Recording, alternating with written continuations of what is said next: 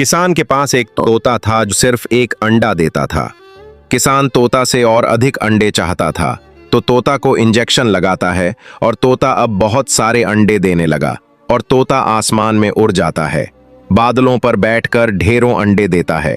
गांव अंडों से भर गया, शहर में भी अंडों की बारिश हो गई। लोग परेशान हो गए। तभी रेस्क्यू टीम आकर तोता को पकड़ लेती है और फिर डॉक्टर तोता का इलाज करते हैं।